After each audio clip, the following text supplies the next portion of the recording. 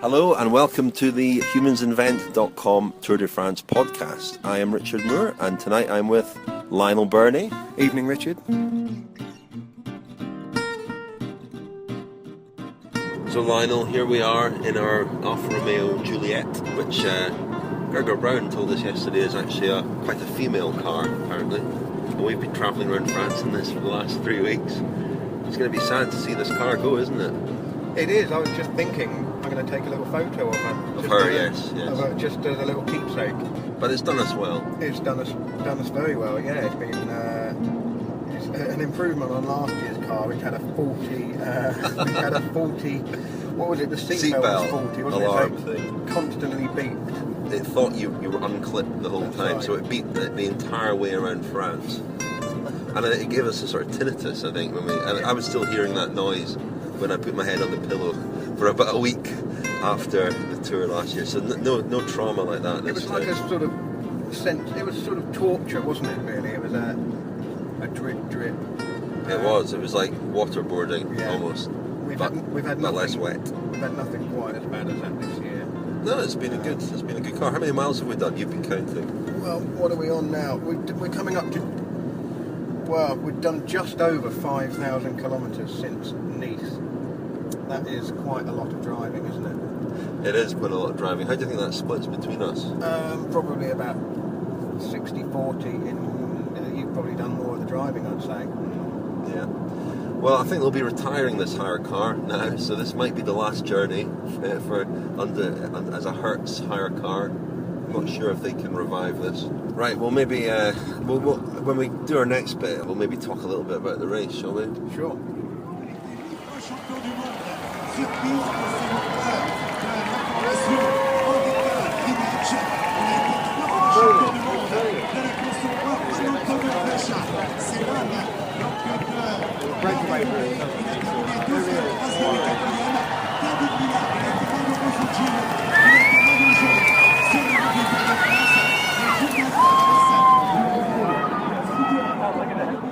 So Lionel, here we are standing on the Place de la Concorde. Any news? Lots of people milling around. Seen anybody interesting? I've just had a chat with Jack Bauer from the Garmin Shark team, who crashed out a couple of days ago very painfully, landed on his face on a descent. To be honest, I've just been watching the race because David Miller is away in the break. He was with Juan Antonio Fletcher originally, but he's dropped Fletcher. He's starting to look a little bit tired, but he's still out in front. And the other big news is that I am regretting wearing trousers this evening because it's extremely warm. I noticed you went for shorts. I did. It's very sticky. Yeah, looking at David Miller there, he has been out there for quite a while now. Still very smooth. I had a conversation with him last week where he said one of the curses of looking so smooth on the bike is that nobody knows when you're absolutely on your last legs, and I suspect he probably is, but he's cultivated that look for many years. He's he's been a regular contender for Peddler de Charme, hasn't he? And we're watching Arthur Vichot on the back of the bunch there, the French champion, definitely another Peddler de Charme. But it's all going to come down to bunch sprint, isn't it? It is, yeah. But, looking at Miller, he's been out there for more than 20 kilometres now, and on these roads and at this speed, that's quite an effort. You don't really get the sense of how quick the riders are going until you see the following cars. And then when the cars come past you, barrelling past at sort of 30 plus miles an hour, 35 perhaps miles an hour, that's when you get the real sense of how quick the cyclists are going.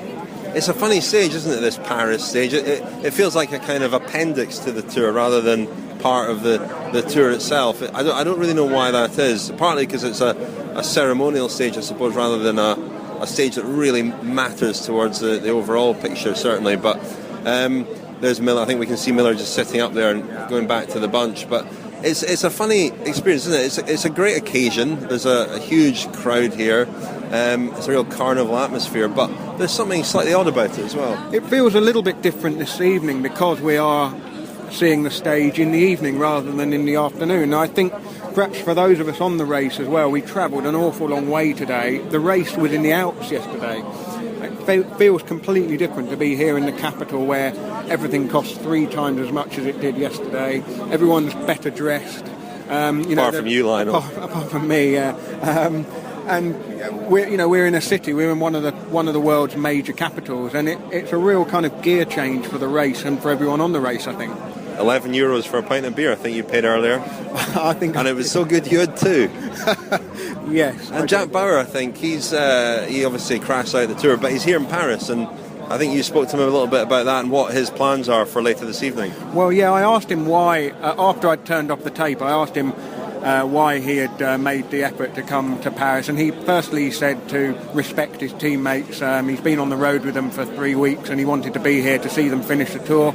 And secondly, he kind of gestured a drinking motion. The universal drinking gesture.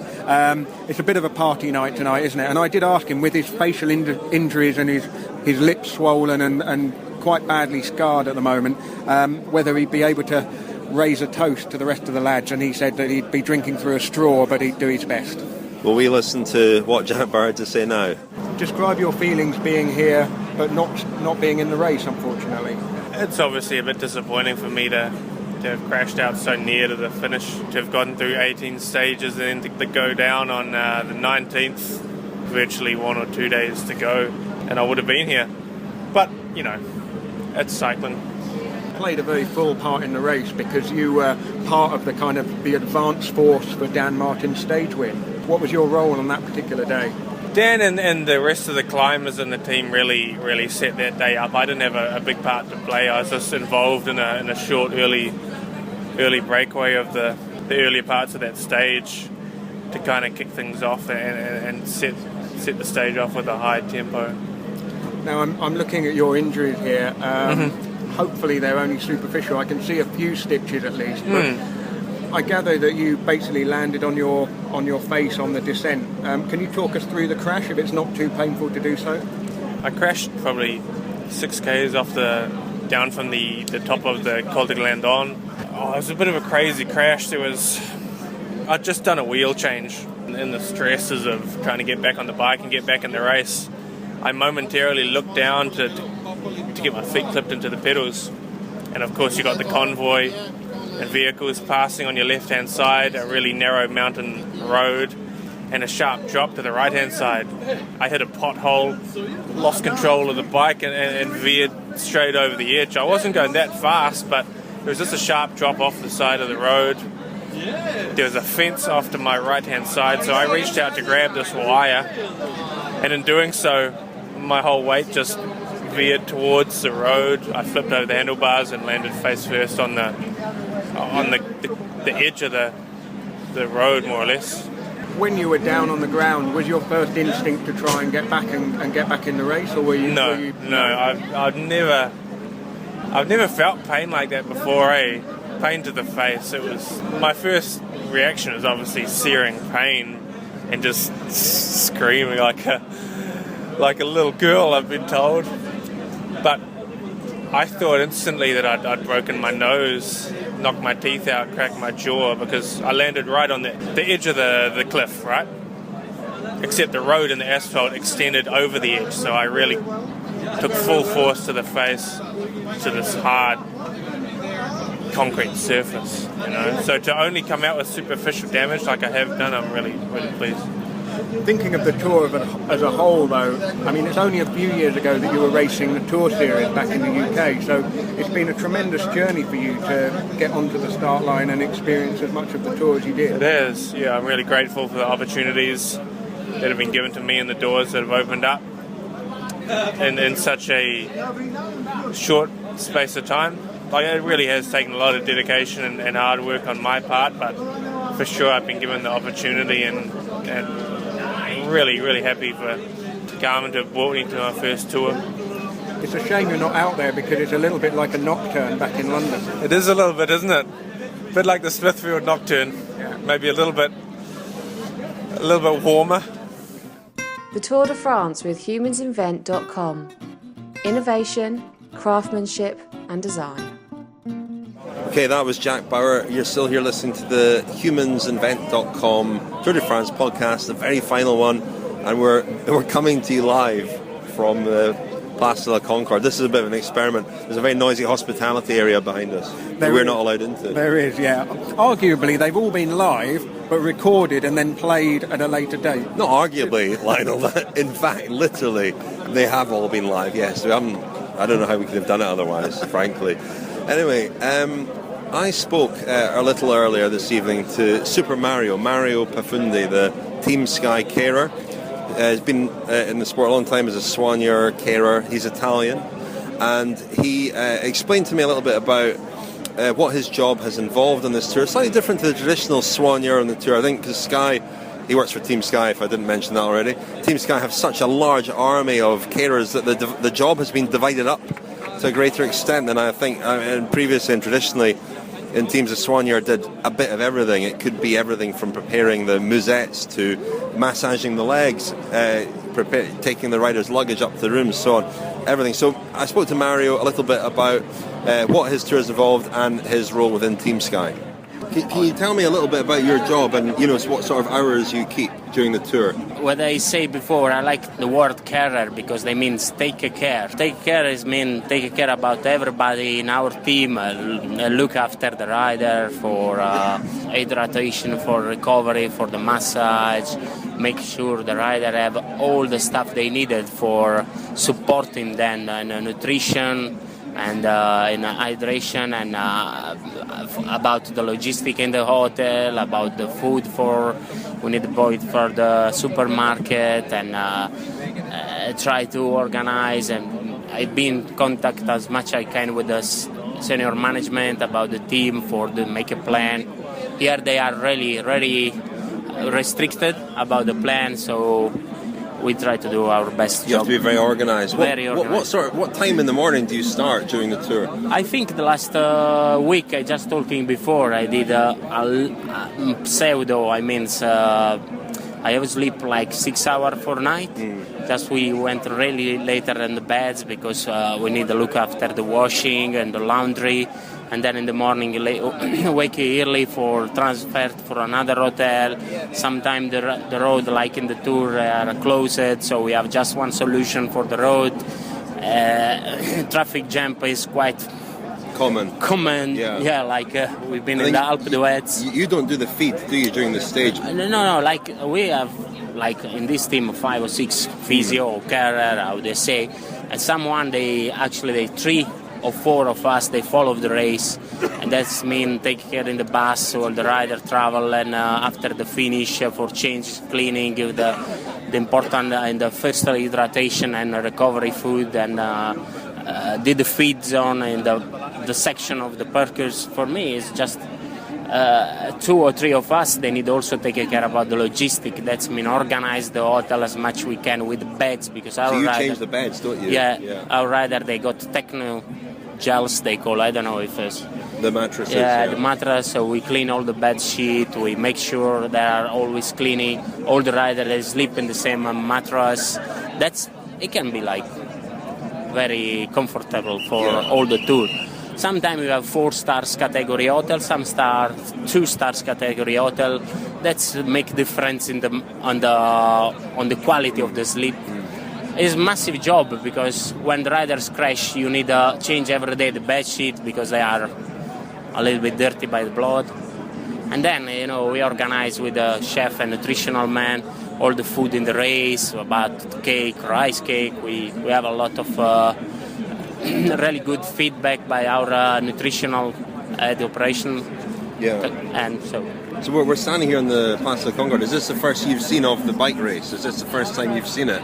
The whole tour? Yeah, almost, because I accepted the 2-time trial, and when they pass close to the hotel on the Alpe d'Huez, today the last and first day I can see that stage. And do you enjoy, being part of a team that wins the Tour de France the second year in a row for you, how does that affect your experience of the tour?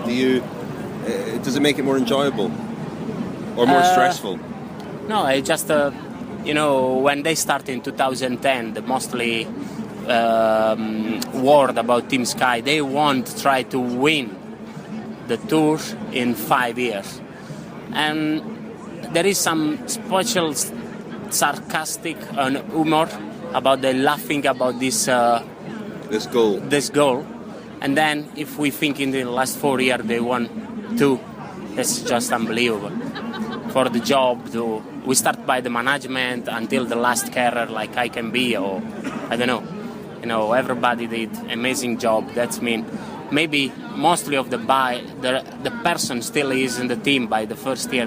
Maybe they don't laughing, but they just believe in this group. We know a lot about Dave Brailsford's management and how, you know, that everybody in the team has a very important job. That, you know, everybody's job is as important as everybody else's. Is that something you feel as a carer in the team that you're supported to do as good a job as you can, and that you're expected to do as good a job as you can? What I can say, the difference between this team and the team where I've been before, because I don't know the rest of the team, how they working, maybe better than us, but they never are happy. They always try to find getting better and better and better than normal more solution for, you know, last year when they won the tour with the Wigo, they already thinking about this tour, and they won the tour with Froome, and now I have heard already they thinking about Richie Port on so Peter Richie Ken Port will win the tour next year? I'm not sure, but it look like possibly. No, they're working for that. This is the humansinvent.com Tour de France podcast, powered by Sharp. Well, Lionel, that's David Miller actually being clapped as he rides past there. He's been dropped, but not surprisingly. Lionel, we're standing here at Place de Concorde still, and we've just watched the sprint finish. Tremendous sprint finish, tremendous bit of camera work alongside, and we've seen the three fastest sprinters in the world there, André Greipel, Marcel Kittel and Mark Cavendish, go head-to-head. A clean sprint, and Kittel's won. Kittel has won 4 stage wins in this tour for the German. Impressive, and we haven't seen as close a contest as that on the Champs-Elysées for a number of years, even back to sort of 2008, 7, 6. I don't think there was a real head-to-head sprint in the era just before Cavendish's domination, but Kittel there has prevented Cavendish from winning 5 in a row on the Champs-Élysées. He had to lose at some point, and I don't think he's been at his best at this tour. And very telling there that those three, Greipel, Kittel and Cavendish, were several lengths ahead of Peter Sagan, who was 4th. He's the green jersey winner, obviously, but I think there's a marked difference between, you know, in pure sprinting terms, between those three and everybody else. And obviously Sagan is probably the best of the rest. But yeah, I think on pure speed there, Kittel won that quite easily. And we're watching Chris Froome now being embraced by various people, and I've not seen him really look like that all tour. Is real emotion there. He's smiling. I thought he might be crying a little bit as he came across the line with his teammates on a kind of lap of honour. But he looks like a very happy man. He does indeed, and it does look a little bit like, you know, the cork has come out of the bottle a bit for Froome today. He hinted at it yesterday in a press conference that in the last 3 kilometres of the climb at Annecy, he could feel the emotion and the significance of what he'd achieved sort of welling up in him. And I think just down there on the Champs-Élysées, it's finally hit him exactly what he's done. That's the first time Mark Cavendish has ever been beaten on the Champs-Élysées.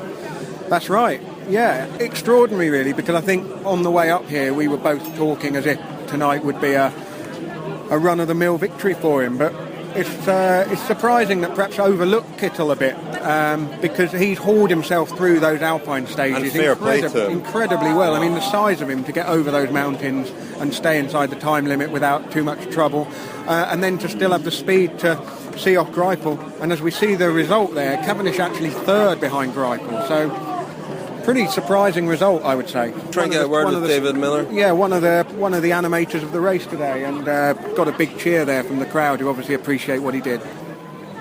David, you went in there a broken man, and you've come out wearing a suit, and you're holding a glass of champagne. Are you feeling a bit better now? Yeah, I feel a bit better now. I was just being sick all the way down the Champs-Élysées. I went a bit deep. Yeah, that was a big effort you made there. Yeah, that's okay. I mean, I felt so bad on the way to the circuit. What was the motivation? Did you just want to put on a good show? Or? Yeah, put on a good show. You know, there's no point just sitting in there and doing nothing, is there? It's your 12th tour. Yeah. Are we going to see you back here next year? Oh, for sure. Yeah, 100%. And you've said today in your very excellent column that next year will be your last year, you think? I think so, yeah. I'm getting a bit too old for it now. Is that a decision you made during this tour, or was it one that you made already? It's kind of on the cards for a while. But I'm here in the Place de la Concorde with the Miller family from Garmin Sharp. Nicole, Mrs. Miller, and Avril Miller, the other Mrs. Miller. Now, Avril, you've been to the Champs-Elysées a few times to see David race now. Yeah, 12 years. All 12? Yeah, all 12. Never missed one. Really? Yeah. So what were your feelings there when you saw him off the front? Oh, fabulous as ever. Putting on a show, David. Always the same. Am I right in thinking that in some of the early years, David wasn't always very good at getting you the pass, but he got you one tonight? He got us one tonight, yeah. And you're on the right side of the fence. We're on the right side of the fence, champagne. and we have champagne. Now, Avril, you have a book out as well, don't you? We'd like to plug your book on our podcast. I'm very happy to plug my book, The Kama Sutra of Work. Why work is the new sex and how to make sure you're getting enough. Why should cycling fans read this book? Because cycling's fun, it's enjoyable, people do it, hurts quite a lot sometimes. But it's like everything else, work, keeping ourselves going is a good thing. So there are parallels between all of it. Great. All of it. You're listening to the Tour de France podcast with humansinvent.com and Sharp. Apologies for the background noise, but I'm just got an interview with John Robertson, who discovered Chris Froome back in 2007 in South Africa. He ran a small team there and gave Chris Froome a chance to ride with his team that season, and this is what he had to say yesterday morning in the village. You've obviously known Chris a long time, as long as anybody in cycling, really. I knew him in 2007. Yeah. He was with me on Konica Minolta. Yeah. So I was the first guy to bring him basically to Europe. How did you sort of become aware of him? Was it in South Africa? Became aware of him through his coach. He had a coach called Robbie Nielsen. So Robbie called me, obviously with UCI I was running a continental team. And I had 7 riders on contract and I needed the 8th guy. So I was trying at that time to sign David George. Because I won the Giro the Cup 3 years running and I wanted David George and Tian Kanem as my 2 GC guys. And David, the negotiations were kind of going nowhere. And Robbie called me during the week, so I meet up with Chris Froome. This guy hasn't done much, but have a look at his CV. I think he's got some potential. So I met with him, really well-spoken guy, and I was quite impressed. He had a couple of good results. One thing that stood out to me was he'd done the World Road Race Championships in 2006 with no European experience, and he finished up with guys like Peter Bellis and John D. Augustine, although he'd fallen in the time trial. He also won Tour de Maurice, which was a tour, so he's got the right mentality, and if a guy can go to Europe with nothing and finish top 50, it's worth looking at.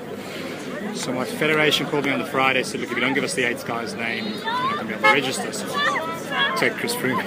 So that's how we signed him on the team. Wow. Did you have a sense from him of ambition? Was he somebody who knew what he wanted to do? I could see he had his head screwed on. Obviously, if you want to be a good bike rider, you need to be intelligent. Came across as an intelligent guy, well-spoken. I was also impressed with the way he was training. This is really scientific with his training with Robbie. Being a fundamentalist with his training. SRM, he's doing a lot of long rides. He does 6-7 hours rides by himself, even though he's really mainly doing 100-kilometer bike races in South Africa. So you could see in his mind, he was thinking long-term, well, I need to do this kind of base now because it's going to pay off in 3 or 5 years' time. But if you'd seen him, when you first saw him on the bike, my first long ride with the guys, I had my mechanic, this guy can't sit properly on the bike looks too small. A couple of old pros on the team. John, maybe you made a bit of a mistake with this guy because he can't ride in a straight line.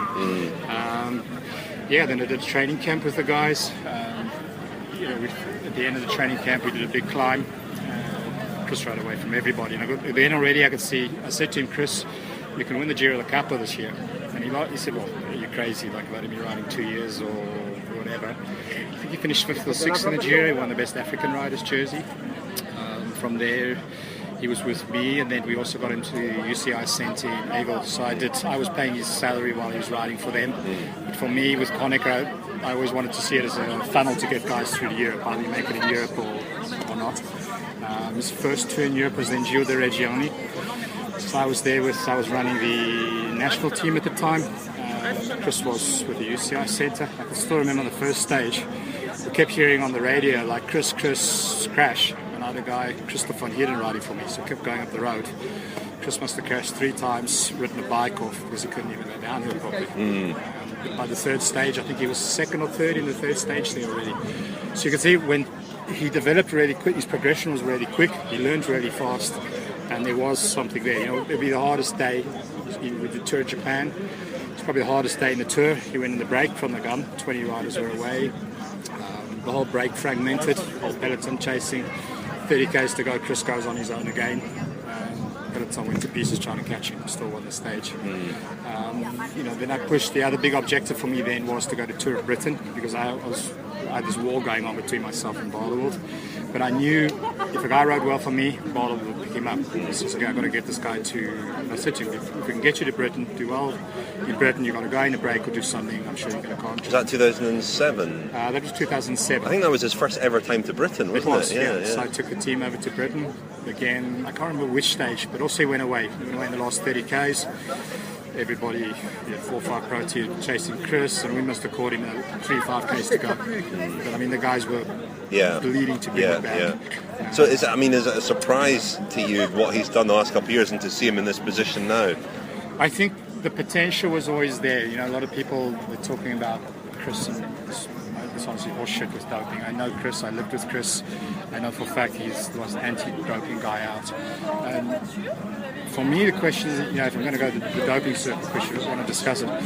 The sport has changed. People should rather be asking questions. Why is riders like Contador and Flankshek can't do what they did 4 or 5 years ago? So I think Chris was always there, even 3 or 5 years back.